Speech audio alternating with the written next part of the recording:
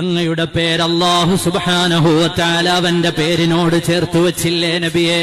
അതുകൊണ്ടാണല്ലോ ലോകമാസകലമുള്ള മിനാരങ്ങളിൽ നിന്ന് അല്ലാഹു അക്ബർ എന്ന് വിളിച്ചു പറയുന്നതിന്റെ കൂടെ അങ്ങയുടെ നാമം കൂടി കേൾക്കുന്നത്.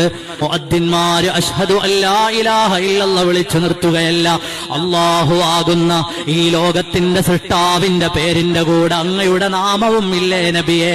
അങ്ങേക്കാ നാമം എവിടെ നിന്നാണ് നബിയെ? അല്ലാഹു സുബ്ഹാനഹു വ തആല അങ്ങേക്ക് എവിടുന്നാണ് ആ നാമം തന്നത്?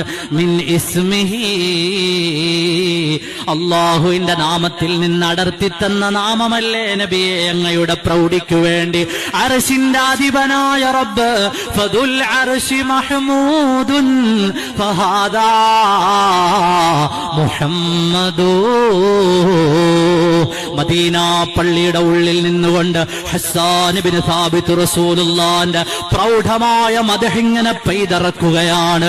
അല്ലാഹുവിന്റെ റസൂലിന്റെ പ്രകീർത്തന തല്ലജങ്ങൾ പിറന്നു വീണത് ഏതെങ്കിലും പള്ളികളിലല്ല, അത് മദീനത്തെ പള്ളിയിലാണ്, മദീനയിൽ റസൂലുള്ളാഹിന്റെ മുമ്പിലാണ്.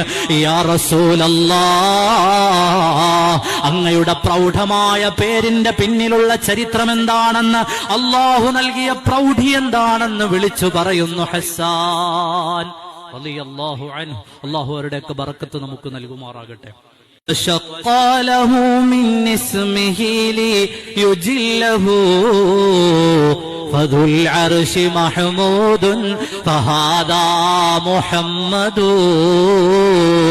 صلاة وتسليم وأزكى تحيتي